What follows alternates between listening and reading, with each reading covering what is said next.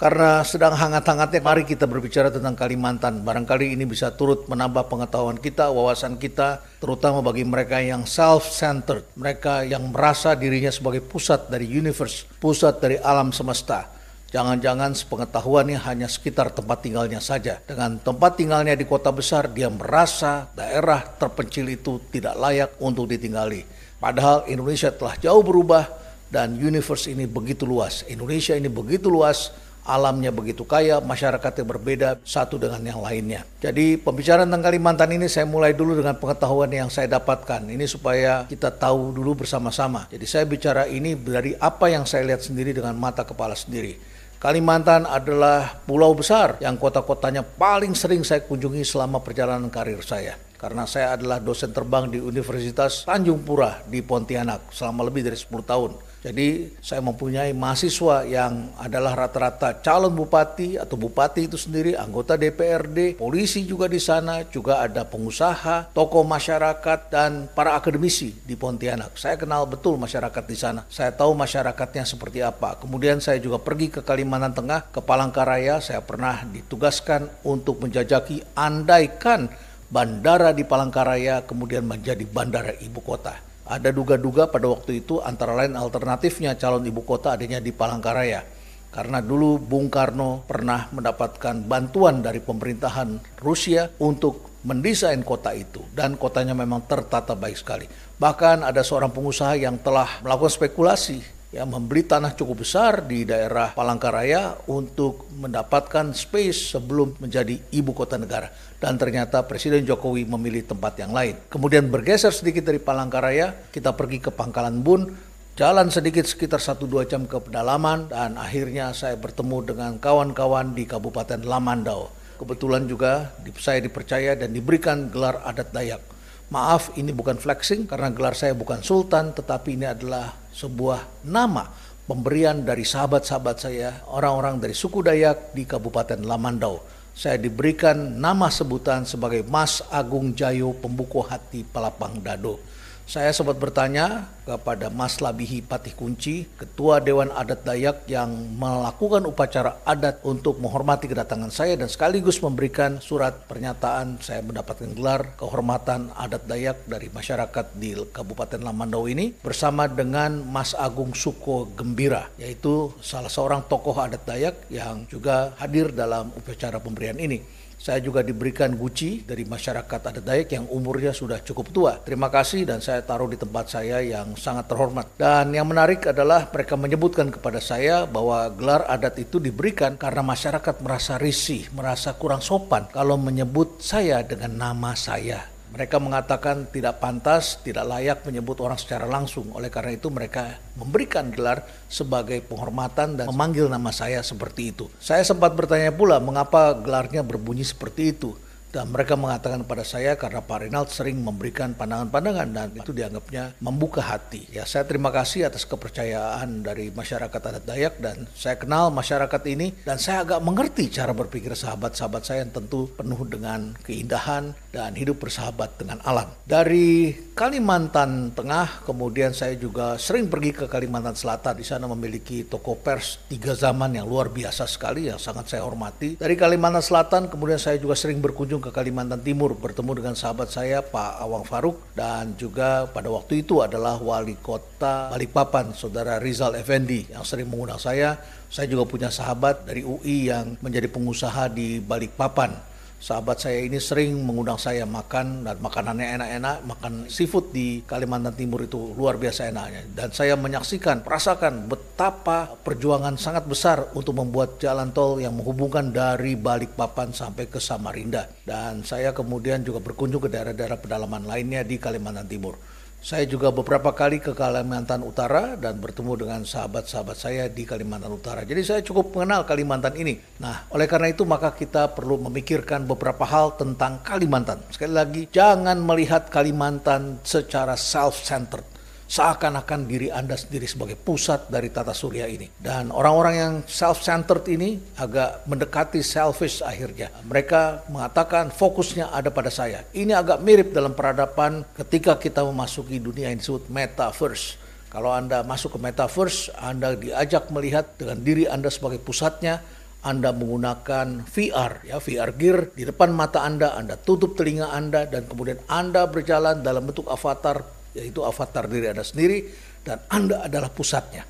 Inilah perilaku sebagian kita, orang-orang yang hidup di kota besar, khususnya di sekitar Jabodetabek. Self-centered. Kita taunya Indonesia dari apa yang kita lihat di sekitar kita. Pengalaman saya pada tahun 1998 ketika saya baru kembali dari studi saya di luar negeri, kemudian setelah itu Indonesia mengalami krisis tahun 98, luar biasa sekali, multidimensi. Banyak orang kehilangan pekerjaan, demo di mana-mana, perusahaan kemudian banyak yang disita asetnya oleh BPPN pada masa itu untuk penyihatan perbankan, dan kemudian kita menyaksikan banyak sekali pengamat yang menganalisis ekonomi Indonesia dari apa yang dilihat di Jakarta. Ketika daya beli di Jakarta turun luar biasa, dikatakan Indonesia turun. Indonesia ini 60-70% peredaran uangnya memang di Jakarta. Jadi melihatnya seakan-akan seluruh Indonesia seperti itu. Padahal di banyak pulau di Indonesia kita menyaksikan mereka justru gegap gembita menyambut era baru. Ketika itu terjadi krisis karena kurs dolar kemudian melejit dari harga sekitar 2.500 menjadi 7.000, kemudian menjadi 15.000, kemudian sempat mendekati Rp20.000 pada waktu itu, dan akhirnya banyak orang yang menderita karena banyak menggunakan barang impor. Karena importnya menjadi mahal. Tetapi sahabat-sahabat saya di Kalimantan, di Palembang, di Aceh dan sebagainya yang ekspor, yang mempunyai kopi, di Kalimantan mempunyai batu bara, mempunyai sawit, mempunyai produk-produk komoditas lainnya. Itu justru berjaya luar biasa, dan mereka mendapatkan uang, bisa membangun hotel, bisa menyekolahkan anak sampai ke luar negeri. Sementara kita yang berada di Jabodetabek menderita luar biasa saat itu. Orang-orang self-center biasanya melihat dunia ini dari apa yang dia lihat, dia mengkaji segala sesuatu dengan melihat dirinya sebagai pusatnya.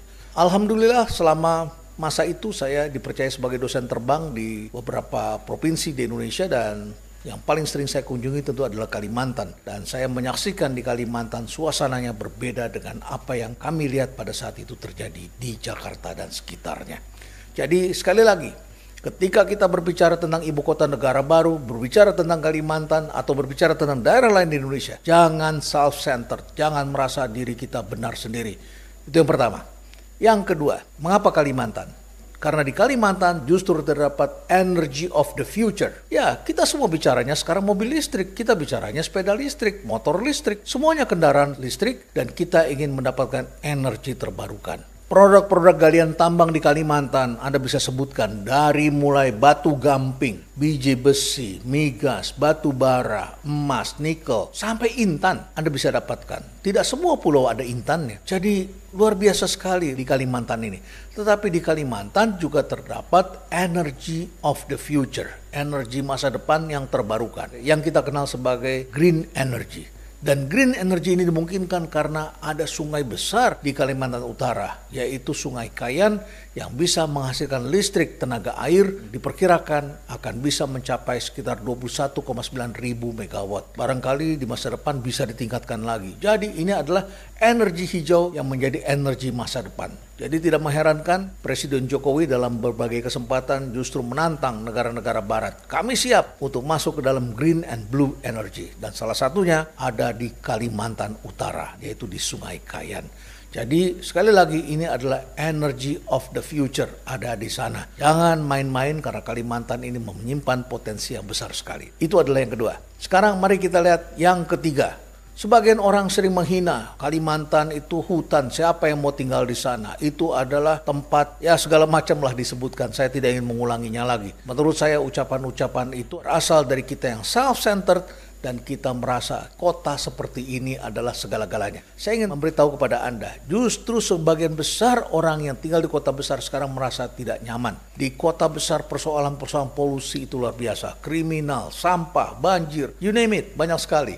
Tetapi sekarang justru masyarakat dunia melihat hal yang berbeda. Ketika sebagian manusia bercita-cita tinggal di metaverse, justru kita harus menjaga universe. Karena disitulah kita mendapatkan oksigen, kita mendapatkan kehidupan. Seperti apa universe yang harus dipelihara? Kota yang disebut sebagai forest city.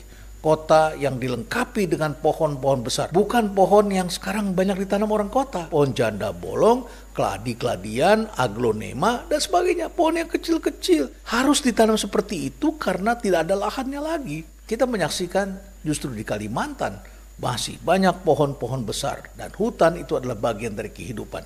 Justru sekarang kita harus menjaga agar tidak terjadi deforestasi, kita harus menjaga agar hutan itu bersahabat dengan kita dan kita harus menjaganya. Jadi forest is the future, bukan the past. Sama seperti ketika kita melihat desa. Bagi sebagian orang yang mungkin dia bermimpi untuk tinggal di mega city, dia berpikir barangkali kota itu segala-galanya, dia melihat kota is the future dan desa is the past. Keliru, desa is the future. Forest is the future.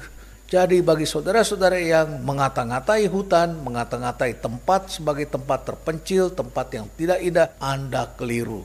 Justru Anda hidup dari oksigen dan oksigen itu dihasilkan dari pohon-pohon besar. Jadi forest is the future. Itu yang ketiga. Dan yang keempat adalah people. Jadi kita sudah bicara tentang energy of the future dan forest is the future dan kita bicara people.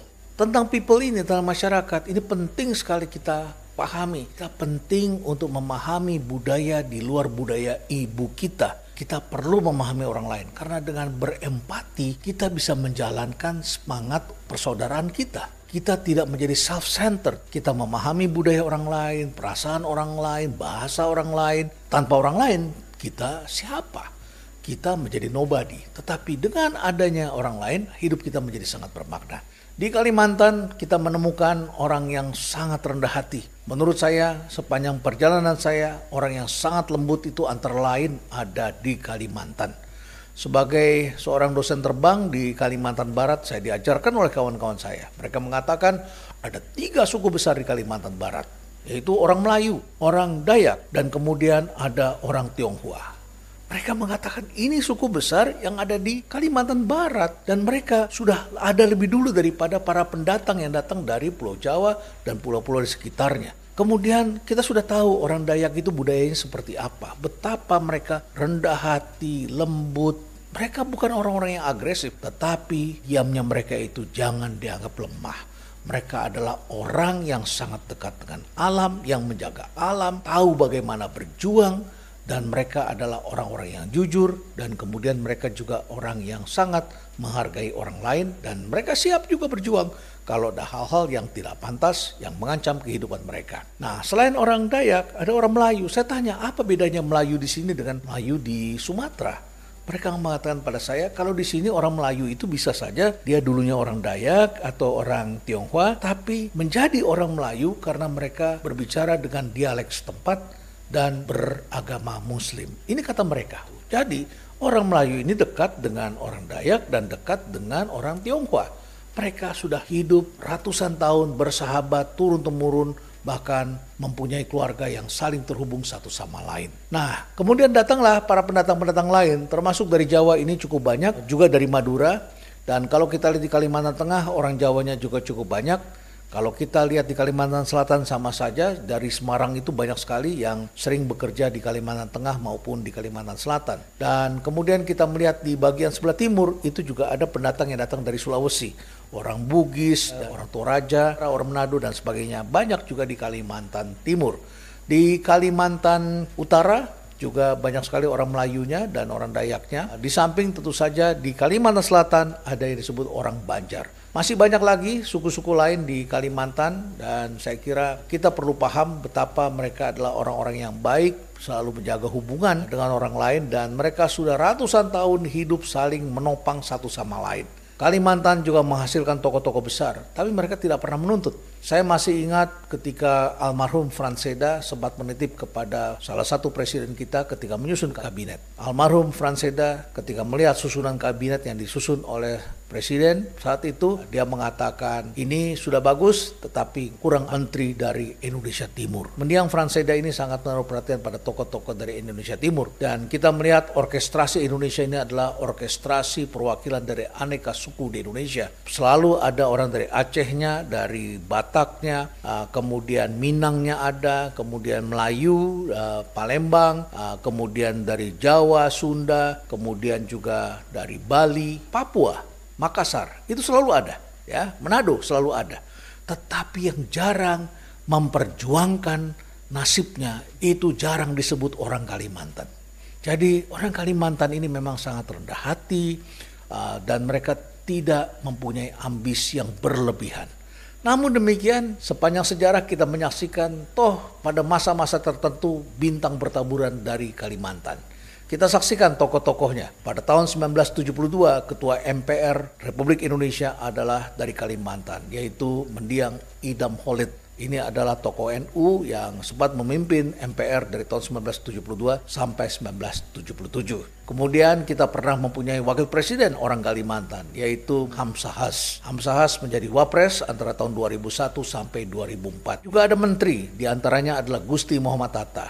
Sahabat saya, senior saya, seorang akademisi yang bergelut di kampus dan pernah dipercaya menjadi Menristek yang sebelumnya menjadi Menteri KLH dalam Kabinet Indonesia Bersatu Jilid 2. Nah, sekali lagi kita bicara tentang people. Orang-orang di Kalimantan ini adalah orang yang bersahabat dengan alam, yang hidupnya penuh dengan kesederhanaan, tetapi Kalimantan ini adalah pulau yang kaya. Jangan-jangan orang terkaya Indonesia sebetulnya adanya di Kalimantan. Karena Kalimantan ini menghasilkan mineral yang sangat penting bagi dunia. Anda boleh cari apa saja seperti yang saya sebutkan tadi. Mulai dari batu gamping sampai dengan intan, semua ada di sana. Energinya dari batu bara, migas, sampai ke air terjun. Dan energi terbarukan yang berasal dari PLTA nantinya. Ini tentu juga dari Kalimantan. Sekali lagi ada 4 hal yang ingin saya sampaikan kepada Anda ketika kita berbicara tentang Kalimantan. Yang pertama, jangan biarkan diri Anda self-centered. Jadilah manusia yang berpengetahuan. Karena dengan berpengetahuan Anda akan menjaga mulut Anda. Karena Anda paham, karena Anda tahu. Yang kedua, ingatlah bahwa energy of the future antara lain ada di Kalimantan. Dan ini penting sekali bagi kita untuk membangun industri kita di masa depan untuk anak cucu kita ke depan. Yang ketiga, forest is not the past. Forest itu justru adalah the future. Ini adalah masa depan yang sangat penting, paru-paru dunia ada di Kalimantan. Oleh karena itu maka kita wajib menjaganya. Dan yang keempat, people. Masa depan bangsa ini tergantung pada kaum muda. Buat apa mempunyai kaum muda yang berpengetahuan, mempunyai jabatan yang tinggi, tetapi tidak berhati mulia, tidak mempunyai kelembutan, tidak mempunyai sopan santun, tidak menghargai nilai-nilai. Di Kalimantan kita menyaksikan orang-orang yang lembut, orang-orang yang mampu berkolaborasi satu dengan yang lain. Mari kita tingkatkan terus pengetahuan kita karena orang yang berpengetahuan akan menjaga mulutnya. Kalau Anda menjadi politisi, Anda akan menjadi politisi yang bijak yang menyatukan bangsa ini. Kalau Anda menjadi pemimpin, Anda bisa membangun bangsa ini karena Anda tahu apa yang terjadi di sekitar Anda. Jangan membangun segala sesuatu dengan cara berpikir diri kita sebagai pusat dari alam semesta ini. Stay relevant.